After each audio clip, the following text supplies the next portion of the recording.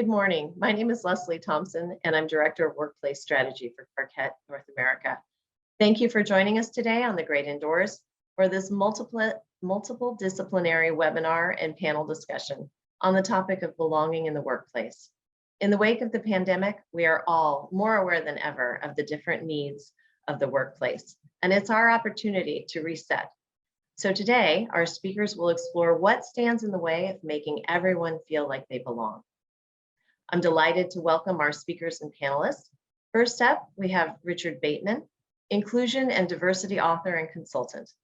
With over 20 years experience as an HR executive in global Fortune 100 companies, Richard specializes in supporting leaders and their teams to create thriving, resilient workplaces, and was most recently at Rolls-Royce, prior to that, AstraZeneca and Deloitte. Richard published his first book in 2020, The Equality, Diversity, and Inclusion Playbook. Next, we'll hear from Dr. Mike O'Neill, author and founder of Human Space. Dr. Mike is an author and strategist who specializes in how to use workplace design to reduce stress and improve workforce performance.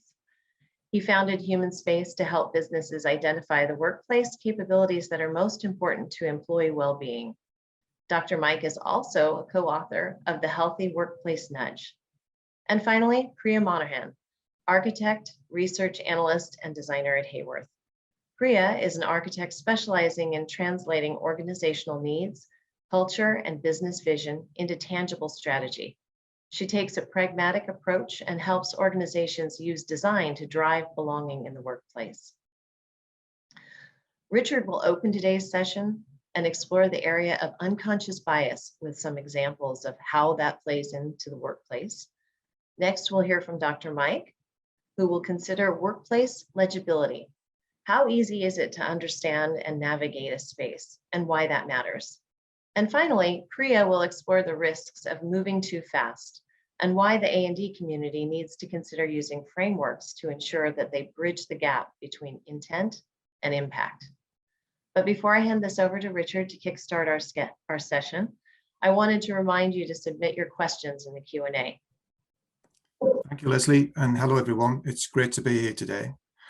So I just wanted to open up today's seminar by just sharing a few thoughts on why inclusion, equity, diversity matter in today's business world. I'm sure you all have, your own thoughts and insights into that question.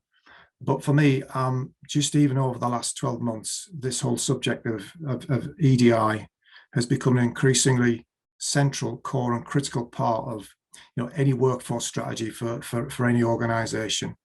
Building a culture of inclusion matters. It's critical to business success. It's critical to sustainable business success. Even if you just think about what's happening in our teams, we know that through the research that's been done into high-performing teamwork, that what we get by return when teams are led inclusively, there's an uptick in innovation, in creativity, in team collaboration, and overall there's an uptick in performance through the increased quality of decision making that comes through there. Those are things that really matter to any organization, especially in today's increasingly volatile and challenging times, when uncertainty is just around the corner and agility, the ability to respond quickly to what's around us, matters. And alongside this whole notion of the business case being so important for performance, there is an added element of the importance of having an organization which is attractive to people. I want to come and work here because I feel included, I belong, and I feel my contribution is valued, and I feel respected. That matters increasingly today, and as a younger generation of workforce comes into play in our organizations, that is going to become even more of a critical factor in the war for talent. So all of these things matter. Employee engagement is a crucial part of that as well. But to cultivate this sense of inclusion, there's a whole host of things that are needed here. Is a multifaceted approach, and the work I've done with organizations and learning from organizations has taught me the criticality of this multifaceted approach is really what matters. It isn't just about what the HR team can do or how good your D&I, EDI policies are. To be credible, It really needs to be there, present, and being lived and breathed by leadership, but also by everybody having an accountability, a sense of responsibility and purpose for inclusion and belonging to be at the forefront. And often a useful starting point for any organization that I get involved with or I work with is about just exploring one element of what's around us in our lives, not just in our organizational life, about our implicit biases that we have, the things that we make assumptions about around us, because that can be a really helpful cue for understanding what's going on with others that can help us then to make choices about how we can be even more inclusive with one another. And I just wanted to share with you a couple of examples here of questions that I use from time to time to have a bit of fun with leadership teams and with frontline teams when we're beginning to explore this. So what about me? How do I choose to view the world? How do I choose to view this question of inclusion and belonging? And I'd just like to share those with you now, please. I'm going to just put this onto the share screen. So I'm just going to share with you a question that I have, a couple of questions or scenarios. And just take a look at these, and I'll read them out in case you need to just have a chance to let these sink in. So first one is, when YouTube launched the video upload feature for their app, 5 to 10% of the videos that were uploaded upside down, and the YouTube app developers were baffled. How could such a large percentage of users be shooting their videos incorrectly? So that's the first one. Have a think about why that might be, what's going on there. And then the second one is, 2 judo competitors take a bow and the match begins. One is wearing a brown belt and the other a black belt. After a long tussle, the black belter has the most points and is declared the winner, even though during the entire contest, no man threw the other to the ground. How can this be? So I'll give you a moment just to think about those two things.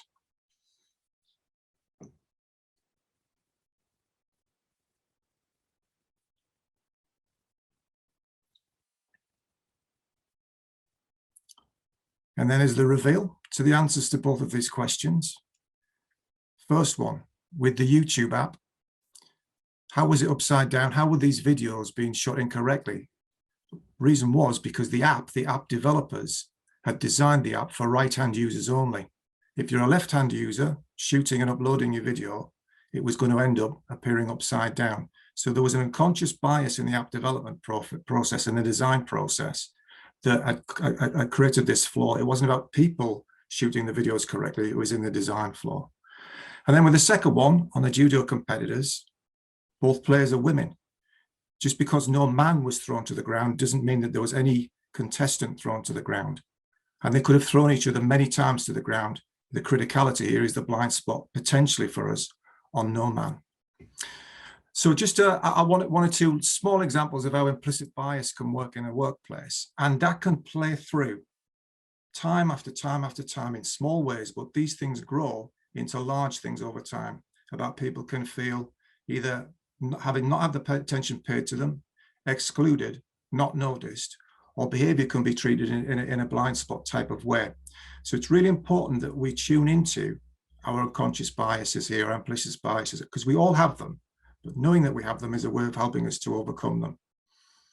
And this really helps with belonging, understanding where our blind spots might be, because it's a complex process of understanding what these are about.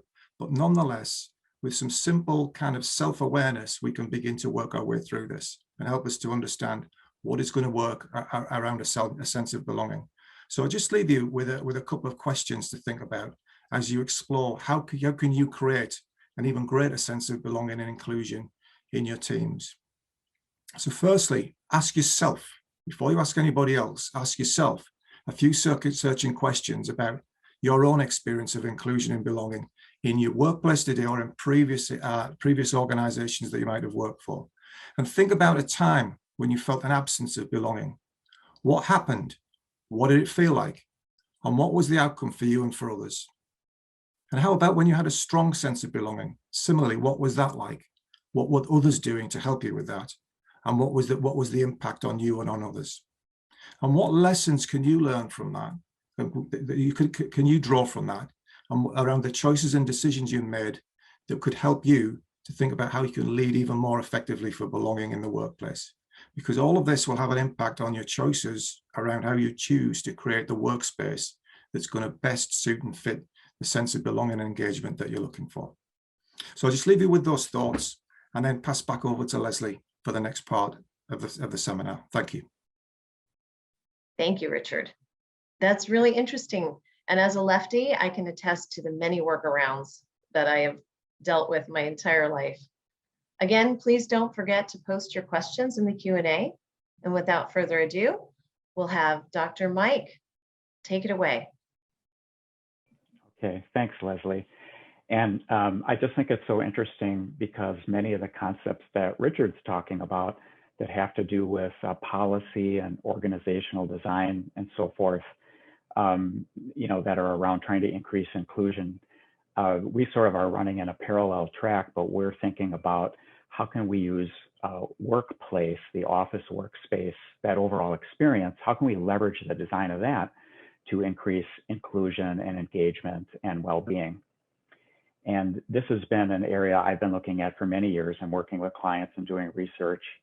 And so in this work, we've been really exploring two aspects of design.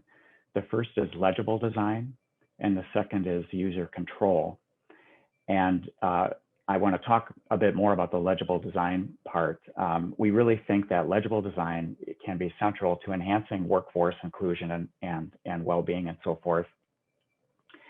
And also it's related, legible design is related to stress reduction. So what is legible design?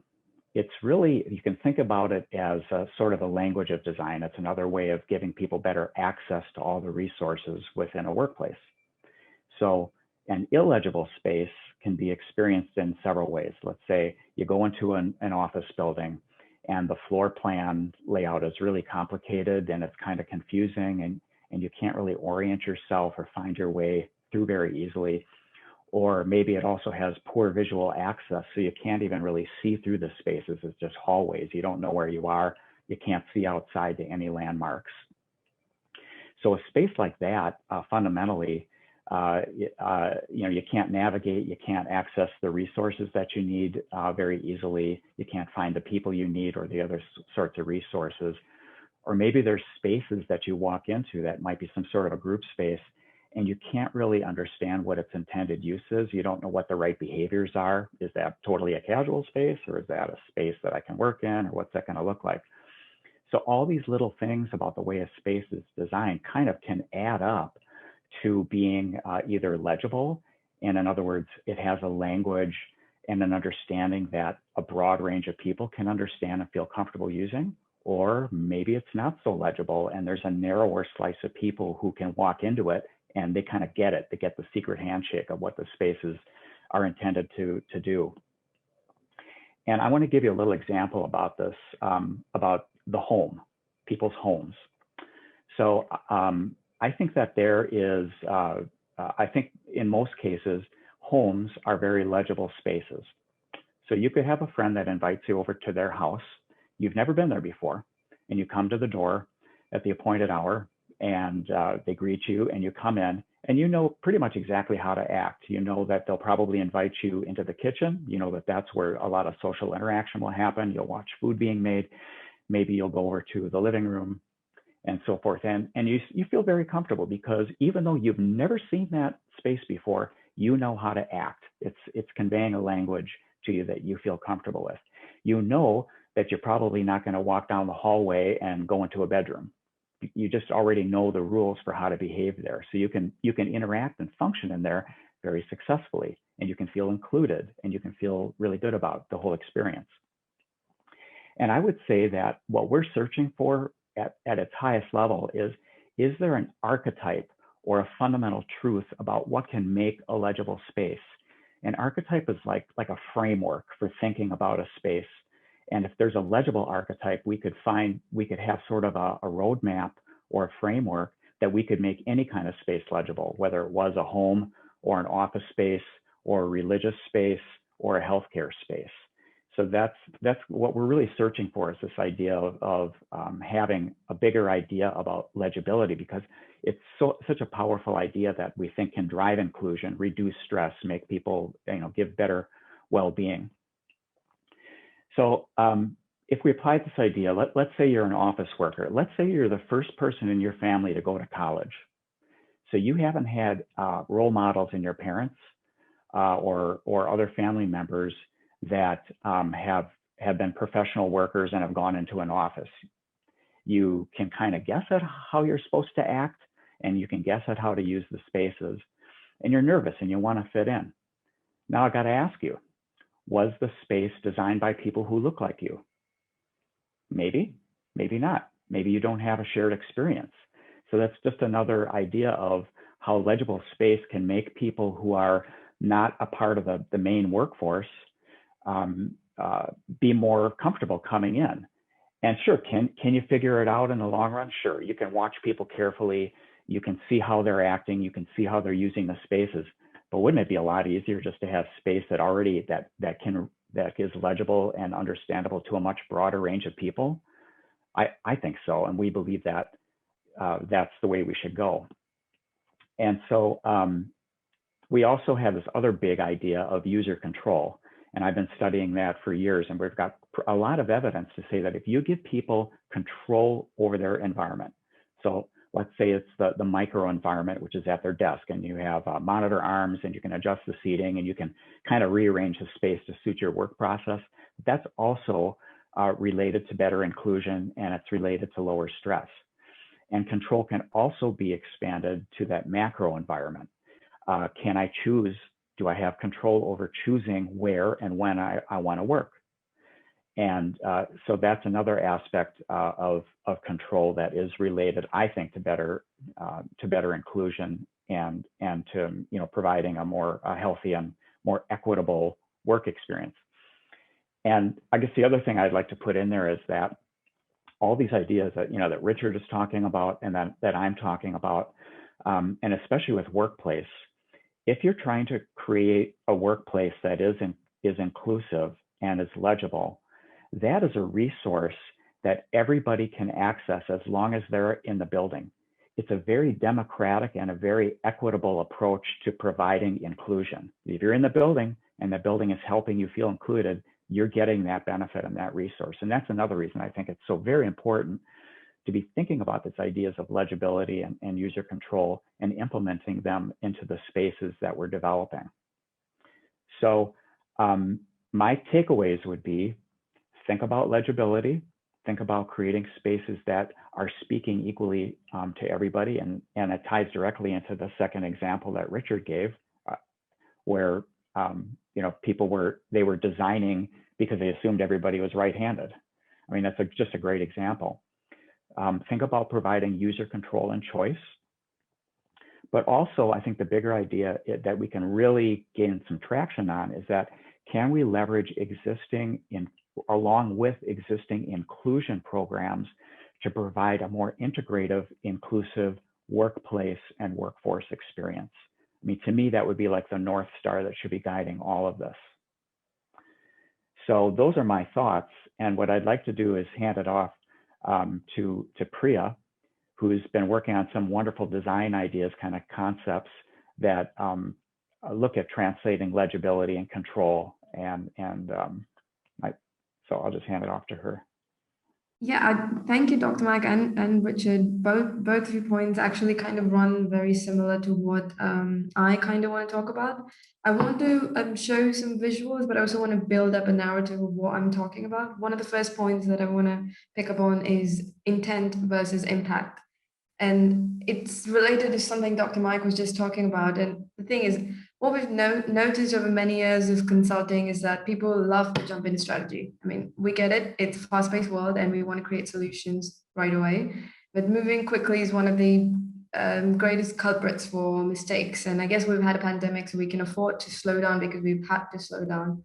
So we can see how that intent necessarily doesn't really translate into impact. And this is the space between intent and impact that we all sit in as designers, strategists. Is that how you say it? Yeah, strategists, researchers, with HR. All of us that are having this conversation are really sitting under this umbrella and trying to translate our intents into impact. I just kind of want to give you some example of how this translation can kind of go wrong.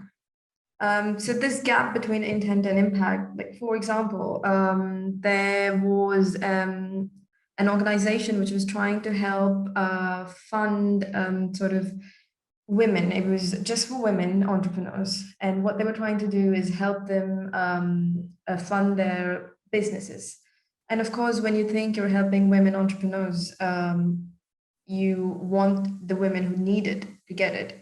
But through research, they just realized that the women who actually are getting it are not the women who need it. And this was because the targeted audience was networking white women who were educated, were middle class, and had all of these opportunities and access to all the resources, which is not to say that they didn't need it, but the women who were the up and coming industry of entrepreneurs was sort of low income, from different races, immigrants that lived in the country that I'm talking about as an example. So they didn't really get it, and this was because of the sort of I guess the bias that Richard was talking about, and how policies and strategies were not in place in the right way. So really, I think that we should take a step back, and this particular diagram is where I'm trying to understand how you have a target community, and then you have a community that is the source,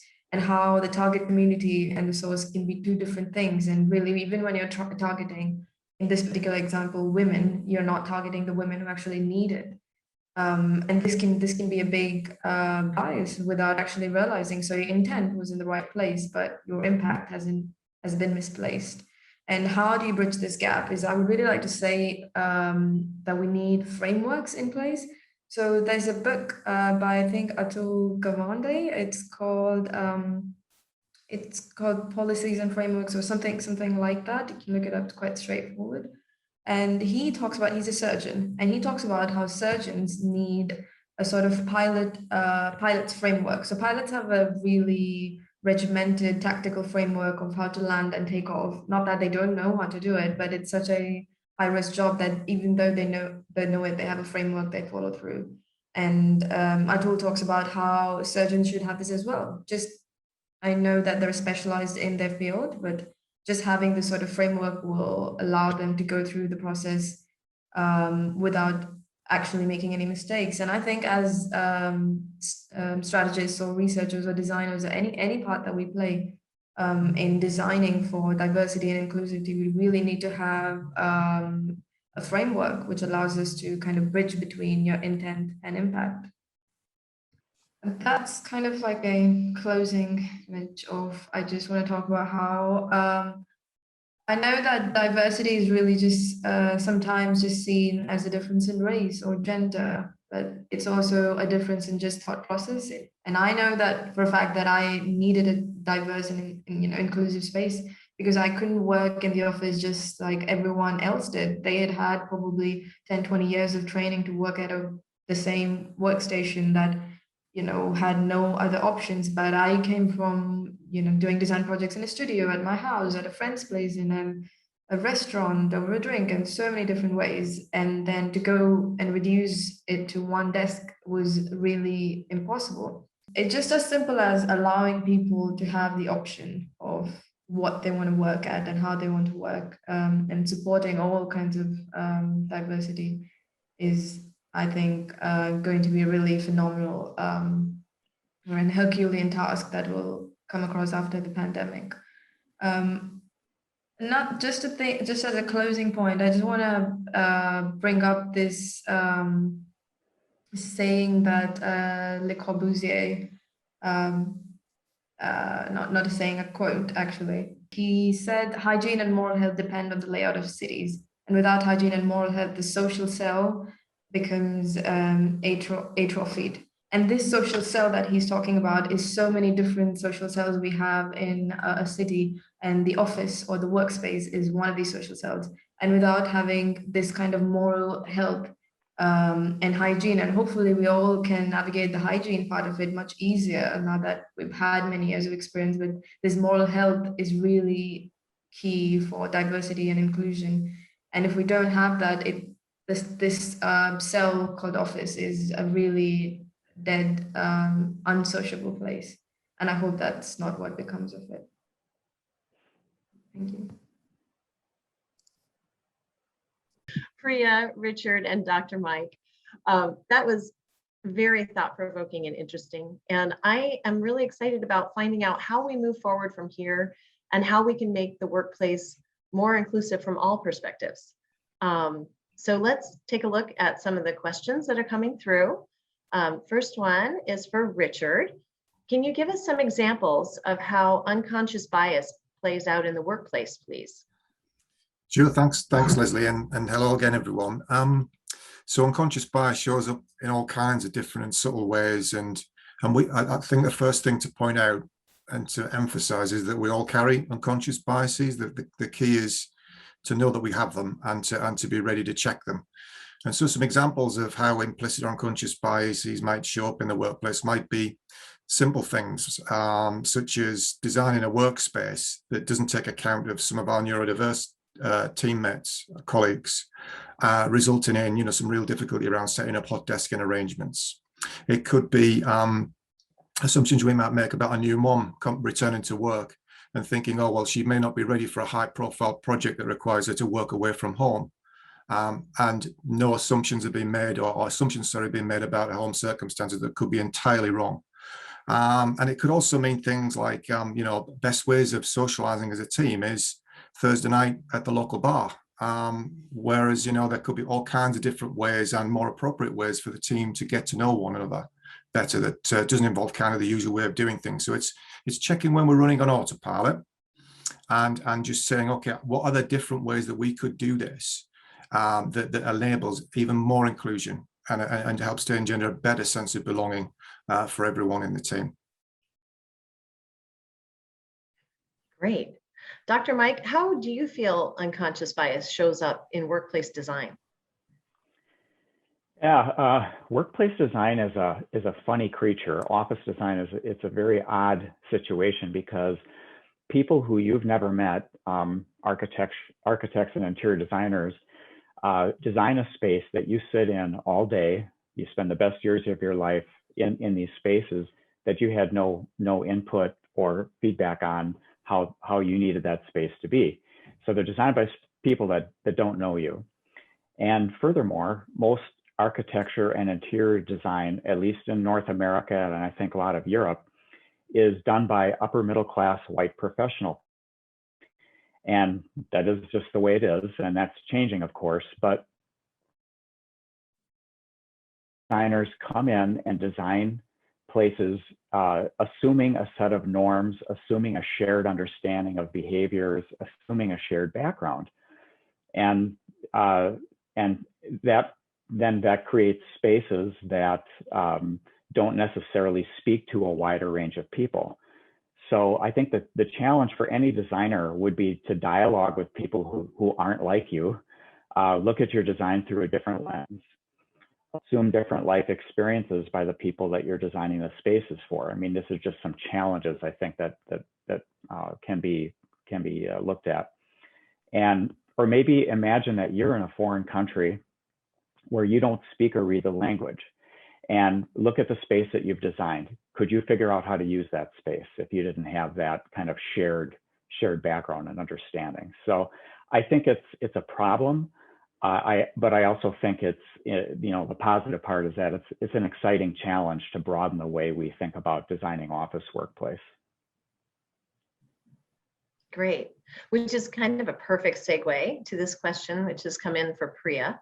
What are some of the unintended consequences of not being inclusive in the design process? Right, so I'm going to give you an example for unintended design bias. For example, when Kodak was they were creating film. For most of the beginning of photography era, we always use Kodak film. And I'm not sure if everyone is aware, but the ideal skin tone they used for their photography equipment was based on just an algorithm for white people. So if you were of any other color than white, you wouldn't really show up. And that was quite a while ago, but still we're facing a similar problem. For example, self-driving cars, were designed in such a way that they fail to detect dark-skinned pedestrians completely?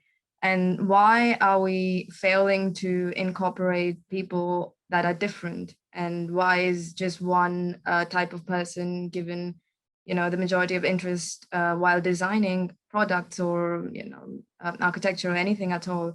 And this is just some of the like dramatic examples where we fail. And just to kind of bridge between what, unconscious bias, gender bias, also leads to mental and thought process bias, is there are people with, well, there was a project that Dr. Mike, I know that has been working on for veterans and people with PTSD, and how they kind of incorporate into work. And all of us after the pandemic, when we go back into work, where we need to be incorporated for our differences and diversities and mental diversity. So I think that kind of keeping in mind some of these examples would be interesting to design for the better of all different types of communities.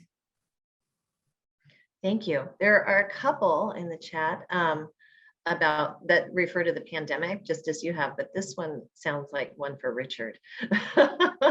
How can businesses embed a culture that embraces diversity? And how can they make allowances for different challenges and experiences that people might have had during the pandemic?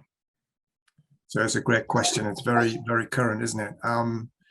I guess for me, there's something about embracing a culture of diversity. What I've seen is many organizations, and it's fantastic, being committed to diversity, but very often kind of stopping at the policy sort of level. So we'll have an EDI policy, and we'll look at utilizing our HR processes to attract and recruit people in, and to get a more balanced workforce that way.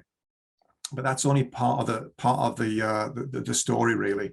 And so when you ask the question, embed a culture of diversity, where I go to is, well, diversity is a fact. It's looking at the numbers and the things that go around that. Whereas inclusion is an act, and that requires intentional actions. Firstly, by leadership to take the lead and to show the way. Often, as I said earlier, through those small little acts of inclusion.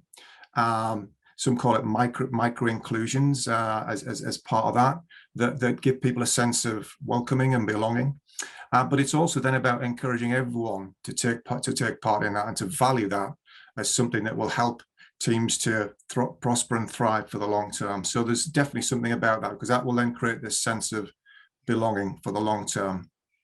And the pandemic has really shone a light on this need for organizations to think about how people truly belong, because when it kind of the whole lockdown scenario sort of hits everybody, and people moved away from their workplaces, be they offices or factories, shop floors, wherever they were working, into their kind of own home environments. That kind of like fragmented everything a lot, and so that sense of having a connection to a workplace was for many people was shattered. But since then, we've seen some great examples of leadership taking the first step to help people to then reconnect with their organizations through people, as much as anything, rather than through physical workspace, because we're at home, right? And we're talking to each other through Zoom or through Teams. So it's just kind of re-emphasized the importance of these small acts of leadership kindness to then make the connections, to build that sense of belonging, and the encouragement then for team members to connect with one another. And I think that's got to be a kind of almost a leadership capability, a competency, if you like, that's got to endure, to make sure that continues. And as people go back into the workplace, whenever that might be, and whichever means that might shape that might take, then I think that enduring capability of leadership helping people to connect with one another, and continuing that sense of inclusion and belonging is going to be something that really matters. It's an enduring thing that we're going to need. So I think that's my view on quite a big question, but a really good one. So thank you for that. Oh, that was great. We have another one for Dr. Mike as well. There's been, and it kind of segues as well, there's been a lot of talk about hybrid working, i.e. people splitting their time between the office and other spaces, home, coffee shops, bars, you never know, libraries, hotels. What do you think the greatest challenge is with that format of work from an inclusion perspective? Yes, Leslie, I have to admit that my internet was frozen through a part of that question. So, but I think you were referring to the hybrid work models. Yes, yes. Okay, so I will attempt to answer that. Yeah, I do think that the hybrid work models are very exciting and interesting, and but also that they were also designed by that professional, that higher end professional class of people. And so my concern is that it becomes hybrid work, and the technology required for it and the complexity of it is going to be unintentionally be like a moat put up around a castle, and the castle is the organizational belonging, and that some people who aren't as savvy with technology or they don't have the transportation to easily travel between the satellite office and the headquarters and home and the coffee shop and the co-working space, that they may be unintentionally kind of sidelined from that corporate conversation and that sense of belonging. And so those hybrid work models, again, and I'm sure we are evolving towards some element of that, but we want to make sure that we're not cutting people off too easily from building that critical professional network, that knowledge network, that knowledge capital that they need to access to grow their careers and to, excel at work. So mentioned, well, what about already highly stressed people? What about veterans? What about younger people or what about 50% of us who are introverts, all trying to play that complex game?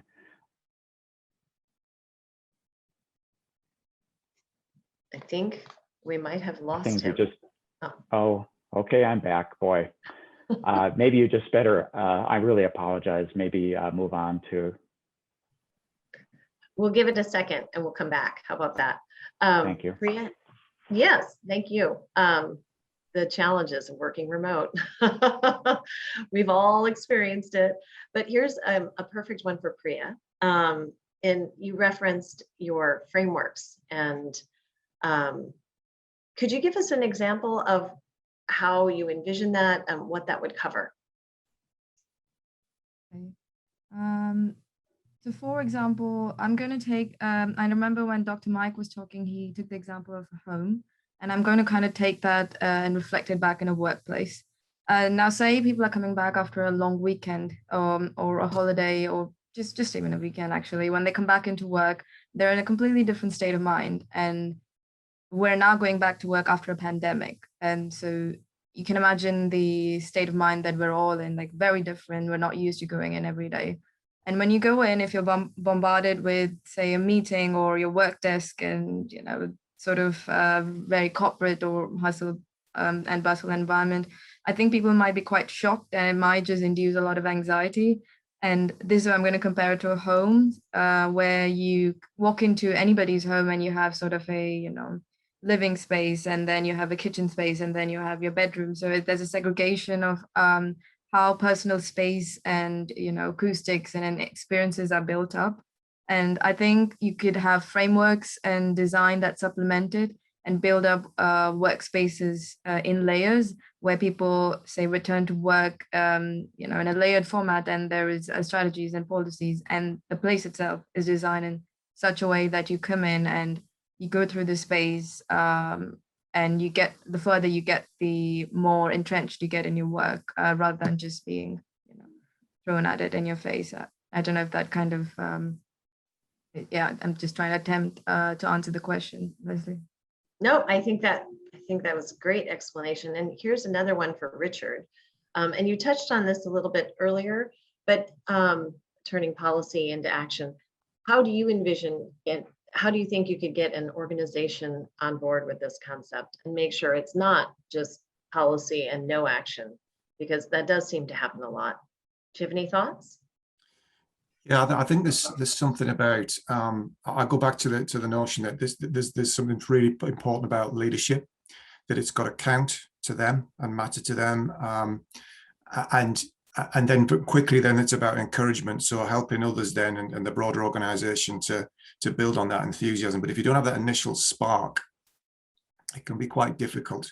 Wherever that stimulus may come from, and it may come from the front end of the organization, the front line of the organization, that there's maybe some energy there, but if leadership doesn't embrace it, it's not going to happen. So there's something really critical about that. And my own experience of working in, one of the organizations that I worked in was I could see that, at an earlier stage, there wasn't that sense of we must embrace this. It was more of a kind of a side issue for them to start with. But it became more and more obvious that the need for, difference, particularly in that leadership team, of all kinds, the more obvious and visible differences, but also the less visible differences around things like diversity of thought and diversity of experience, was going to matter to create the agility in that team to cope with the increasingly complex and rapid demands that were being put on them by, in the case of the top team, the outside world. And they recognized that for the full organization to pivot more ably to increase challenges, you've got to do something that's got to be different, and therefore there's a need for diverse thinking, experiences, skill sets to need to be brought in. So there's something about how that responsiveness is generated, and so there's a kind of business case to it, but there's also as part of that a need to create some excitement around it. So how do we not just see value, differences as something that, we've got to do it to tick a box because kind of everybody else is doing it, or because, when we look in the media, it's something we ought to be doing. It's got to be about, how the organization and its kind of DNA wants to look at how it values difference, why it matters, and how we can celebrate that. So some great examples I've seen in the previous the last organization I worked for was how to celebrate things like religious festivals and get everybody involved in that and get everybody excited by it, to appreciate the difference there. How you could get into, all kinds of different ways of inviting family into the celebration in the workplace to get a sense of difference there. So I'd say leadership, and then frontline, and what's the business case, why it matters for pivoting and for responsiveness, but also how you generate that sense of excitement so that it's something that's truly valued by everyone. Because that when it's in the heart of people, that's when it really takes off. Richard, that's just really great. And I just have to jump in here because everything that you're talking about has spatial implications.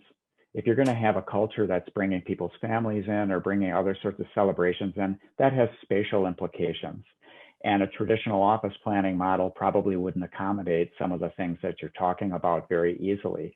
So it really kind of drives back, to space and having flexible space, highly flexible space, probably giving people control over being able to reshape their work environment to accommodate these different events in a really seamless and fluid way. So it doesn't read like, we can have this event, we're not really set up for it, but I guess we can make it work, subtly saying, you know what, we really don't believe in this.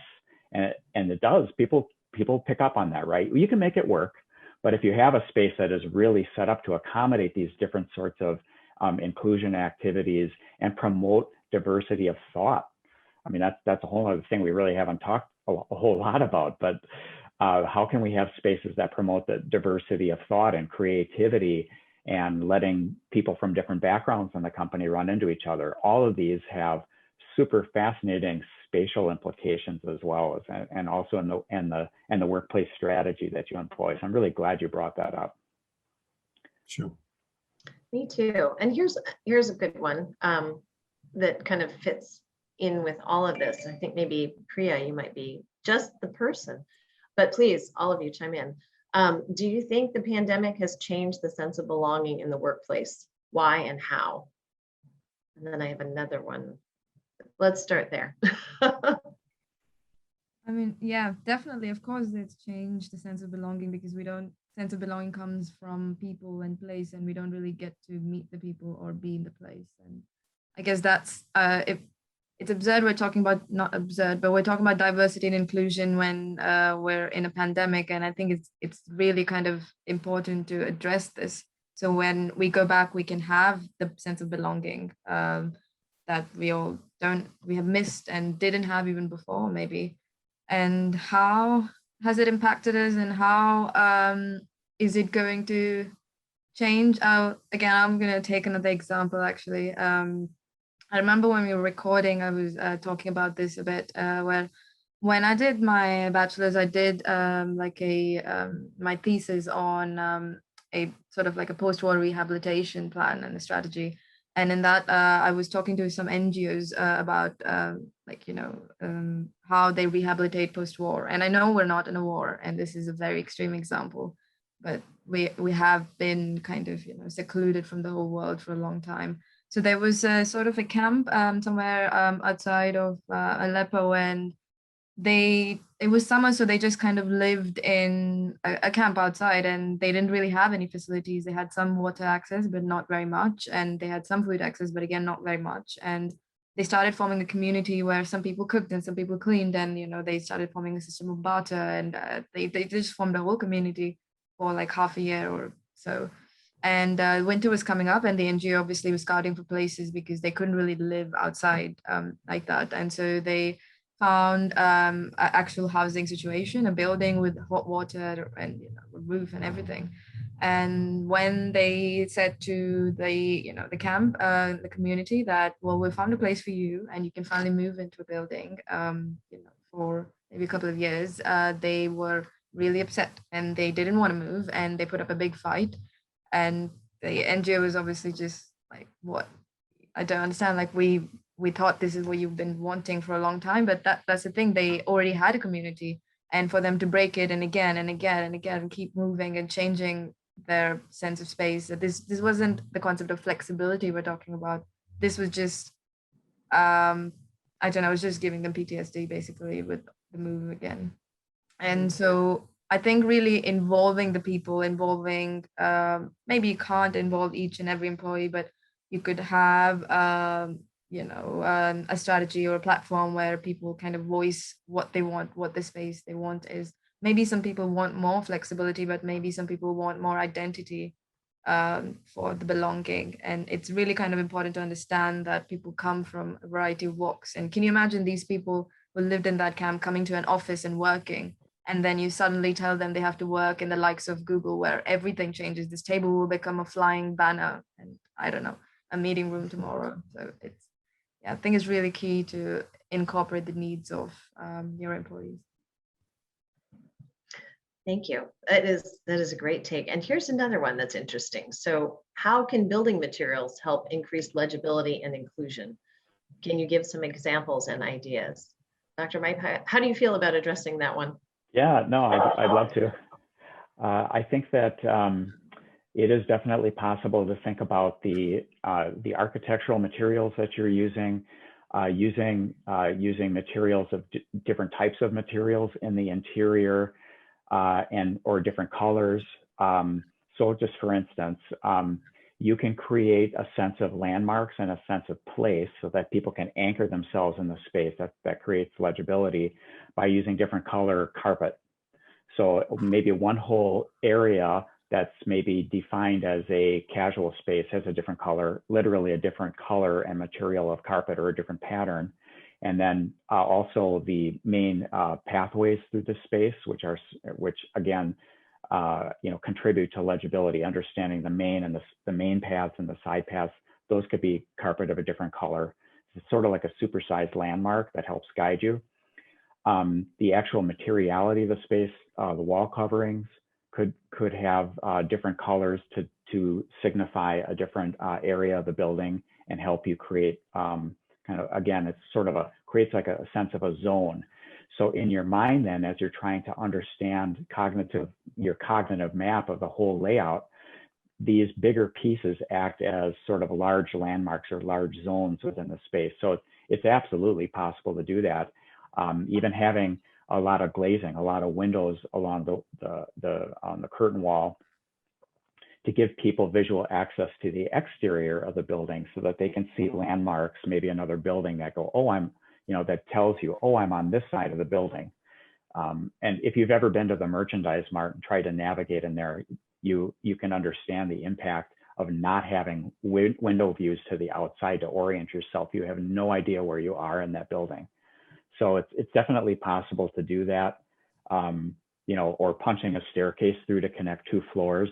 Again, maybe that's not a building material, maybe it is, but it's, you know, it's an architectural feature that can, again, create a landmark, create a place for people to connect and interact. So there's many things in that. I don't know, Priya, if you have any thoughts. Actually, I do. If I can just add. So I think it's interesting to kind of go back and understand people's thought process and what they connect to. And perhaps especially after the pandemic, it would be interesting to see what happened after the last pandemic we had, like influenza or cholera. And obviously after cholera, people were obsessed with keeping their things clean, and, you know, modern architecture was on the rise and clean facades and surfaces. And one example of how building material changed people's perception was there was like a California-based modern architect called Richard Neutra. And I think someone in his family died of influenza. And so he was really keen on like almost obsessed with sunlight and making natural ventilation available everywhere.